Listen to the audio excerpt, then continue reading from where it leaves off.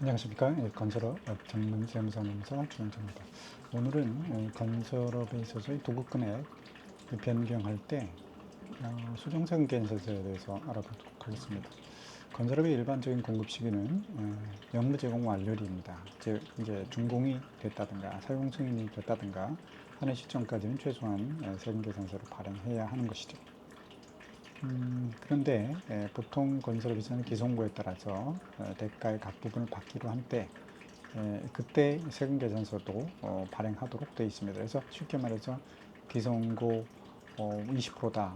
매월 기성고에 따라서 대금을 지급하기로 했다. 그러면 10월 달에 20% 완공했다. 그러면 20%에 대해서 세금 계산서 발행하시는 거고 11월 달에 30% 완성했다. 그러면 30%에 대해서 이제 기발행한 부분을 빼고 발행하시면 되는 그런 구조죠.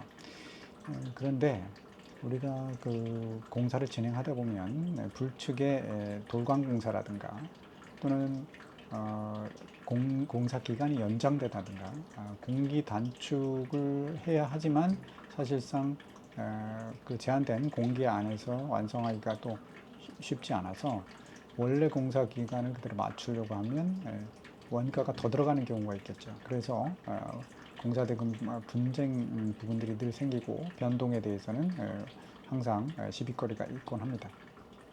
자, 이런 변동이 생긴다는 것은 원래 뭔가 잘못됐다는 게 아니고 사정 변경이 생겨서 공급가액이 바뀌었다는 얘기입니다. 따라서 세금 계산서도 충분히 수정 세금 계산서를 발행하시면 되는 겁니다. 예를 들어서 도급 금액이 10억에 대해서 우리가 계약을 맺었지만 진행하다 보니까 12억이 필요한 경우가 있다. 12억의 원가가 최소한 마진이 확보하게 되면 그러면 2억을 증액을 해야 되니까 증액해야 되는 부분에 대해서 진행에 따라서 10억에 대해서는 30% 해서 3억을 발행을 했지만 다 합의를 해보니까 12억이 필요하다 해서 하면 30% 진행했다고 하면 3억 6천을 받아야 되니까 어떻습니까? 6천에 대해서는 추가적인 세금계산서를 발행해라 라는 거죠. 그것이 수정세금계산서입니다. 언제 발행합니까? 합의일에 발행하면 되죠. 합의가 이루어졌을 때 공급가의 변동이 이루어지는 것이니까 항상 그래서 도급금액 변경에 있어서는 도급금액 변경의 합의서가 필요한 것입니다. 자, 그래서 그 합의에 따라서 얼마든지 공급가액이 변동에 따른 수정세금계산을 발행하시면 되는 것입니다. 그런데 아무리 공급가액이 바뀐다 하더라도 한도가 있습니다. 그 시기에 한도가 있습니다. 즉 공사가 다 끝난 이후에는 공급가액 변동이 허가되지 않습니다. 그래서 왜냐하면 세금계산 발행의 최종 데드라인은 공사가 완공돼서 준공됐고 사용 승인이 다 떨어졌다라고 하면 공사가 완료됐다고 보기 때문에 완료된 공사에 대해서 도급금을 변경한다는 것을 인정하지 않기 때문입니다. 따라서 최소한 공기가 완성되기 전에 공급가의 변동에 대한 수정세금 계산서가 유효한 것이고 공기가 완성됐다. 공사가 완공되고 나서의 수정세금 계산서는 발행할 수가 없는 것입니다. 또한 이제 특별히 이제 면세 현장, 건설에 있어서 과세와 면세가 복합된 현장에 있어서의 변경, 즉 공급 면적 또는 공급 가액, 각 과세 공급 가액, 면세 공급 가액, 과세 면적, 면세 면적 이 부분이 변동이 된다고 하면 그 데드라인이 또 있는데 언제까지냐면 건축 허가 시까지입니다. 건축 허가를 받을 때 이미 과세 면적과 면세 면적이 확정이 되잖아요. 그러면 그 확정된 면적에 따라서 과세 면세 비율이 확정되어 있을 텐데 그 이후에 또 변동이 될 수는 있죠. 변동이 될 수 있습니다. 과세 면세 비율이. 그럼 제 얘기는 뭐냐면 과세 면세 비율이 변동된다 하더라도 건축 허가가 있던 그 시점 이전으로 소급해서 비율을 변동해서는 안 된다는 것입니다. 예를 들어서 건축 허가를 3대 7로 받았는데 허가 받고 나서 예를 들어서 과세 면세 비율이 3대 7이 아니라 6대 4가 됐다 라고 해서 과세 비율이 증가됐다. 3에서 4로 또 면세 비율은 그만큼 줄어들었다 해서 이 부분에 대해서 비율을 맞추기 위해서 소급해서 전체 부분의 차액에 대해서 추가로 세금 계산서를 발행한다든가 하는 부분들은 인정되지 않습니다. 앞으로 전진법으로 해서 4대 6의 비율을 맞추시면 되는 겁니다. 그런 부분들 주의하시고, 거꾸로의 경우도 3대 7이었는데 예를 들어서 2대 7로 2대 8로 바뀌었다 라고 하면 면세 비율이 증가된 거 아니냐 해서 과거분에 대해서 세금계산서 잘못 발행했으니까 경정 청구를 하겠다. 이 부분은 안 되는 겁니다. 예. 그래서 면세 비율이 증가했기 때문에 오히려 과거 부분의 매입세액 부분이 있지 않습니까? 그 부분에 대해서는 항상 매입세액은 매출하고는 상관없이 정산을 해야 되는 부분이기 때문에 추가로 납부할 부분이 생기시는 겁니다. 예. 그래서 오늘은 수정세금계산서, 공급가의 변동에 대한 수정세금계산서 부분을 좀 체크를 해서 개략적으로 말씀드렸는데요. 자세한 부분은 정리된 표를 보면서 다시 한번 볼 수 있도록 하겠습니다. 네, 건설 용역에 있어서 일반적인 공급 시기는 원칙상 언제입니까? 업무 제공 완료, 공사가 다 완료될 때까지는 적어도 세금계산서가 다 발행이 돼야 된다라는 거죠. 그러나 그때까지도 발행을 못했다라고 해서 하는 특별한 경우에는 업무 제공 완료일까지도 당사자 간 분쟁이 있어서 공급가액이 확정이 되지 않았다 그러면 확정된 날 발행할 수도 있습니다. 그러나 이것은 예외적인 부분이라 아주 특별히 예외적인 부분으로 알고 계시면 되겠습니다. 다만 이제 설계 변경으로 인해 준공 검사일 이후 공사금액 확정된 일로 공급 시기는 공급가액 확정일로 본다는 의무가 있긴 합니다. 또 공급가액에 대해서 분쟁이 있어서 항상 분쟁이 있죠.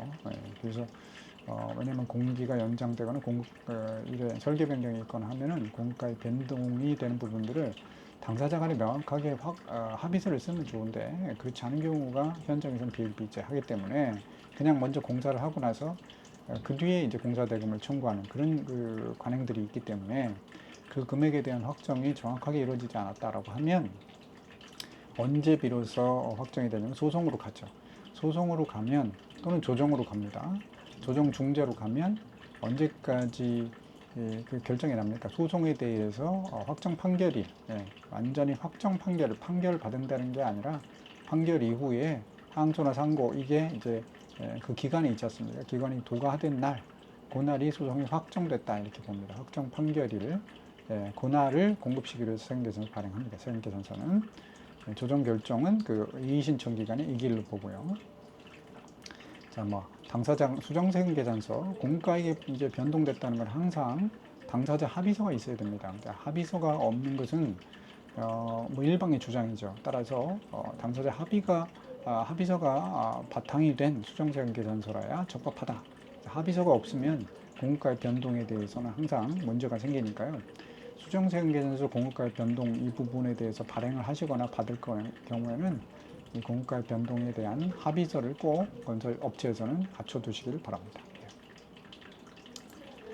자, 그다음 반품, 자재 반품은 반품일로 세금계산 발행하시면 되고 도급계약 파기는 타절의 관련해서 제가 말씀을 이전에 드렸고요. 자, 이제 공급가액 변동 증감할 때 일반적으로 증감 사유 발생일을 작성일로 증감액에 대해서만 세금계산 발행한다. 아까 말씀드렸죠. 그래서 10억에 30% 하면 3억인데 그 12억으로 합의하자 해서 합의서를 썼다. 그러면 12억에 30%는 3억 6천이니까 6천에 대해서만 증감에 대해서만 세금계산서 발행을 언제? 증감 사유 발생일 날, 즉 합의일에 발행을 한다. 이런 얘기 합의를 한 날에. 계약상 도급금액을 분양금액에 연계한다는 특수한 인센티브에 대한 일부가 있었고요. 자, 분양까지 다 끝났는데 이제 분양하는 건물이었죠. 분양까지 다 끝났는데 이제 와서 공급가액 변동이 있다. 예를 들어서 공사비를 깎아주기 위해서 마이너스 세금계산을 불구한다. 이건 불가한다. 이런 얘기입니다. 당사자가 아무리 합의하였더라도 합의의 하한의 어떤 그 기간은 공사가 끝난 때까지는 합의도 끝나야지 합의도 그 공사 다 끝났는데 그 뒤에 합의를 위해서 세금계산 변동 금액을 변동한다. 이거는 있을 수가 없다. 자, 과세면세 복합 현장에 있어서 설계 변경 또는 이런 부분들이 설계 면적이 확대됐다. 면세 용이 확대됐다. 라고 해서 이 면세 부분을 과거까지 소급해서 받을 수는 없다. 이런 얘기고요. 매입자는 우리가 그 과세로 다 해서 매입세 공제를 받았을 거 아닙니까? 그거 면세 부분이 확대되면 면세 전용으로 토해내야 된다. 오히려 이런 얘기입니다. 자, 그래서 혹시라도 면세 용역의 세금계산서를 잘못 발행했다. 면세는 계산서 발행해야 되죠. 그걸 세금계산서 발행했다. 그러면 계산서 발행을 세금계산서를 했으니까 세금계산서 발행이 잘못된 거죠. 그래서 당초 세금계산 취소하고 계산서로 재발행하는 것은 이건 가능합니다. 자, 이 매출과 상관없이 매입의 공통매입세액은 항상 정산한다. 그래서 확정되는 사용면적 확정 기간, 이때 예정 사용면적으로 공제를 받고 사용면적이 확정되는 기간에 다시 납부세액을 정산한다. 여러 차례 말씀을 드렸습니다. 그래서 저희가 이제 도급금액의 공사금액이 변경됐을 때의 예규들에 대해서는 앞에 설명을 통해서 저희가 말씀드렸으니까 한번 쭉 참조하시면 되겠습니다. 이상으로 오늘은 도급금액 변경 시 이 공급가액 변동됐을 때 합의에 의해서 수정세금계산서를 발행할 수 있는 그 범위가 언제까지, 기간이 언제까지인지 살펴봤습니다. 자, 오늘도 건설 격리 여러분 파이팅 하시고 좋은 하루 보내시기 바랍니다. 건설업 전문 세무사 주영진이었습니다.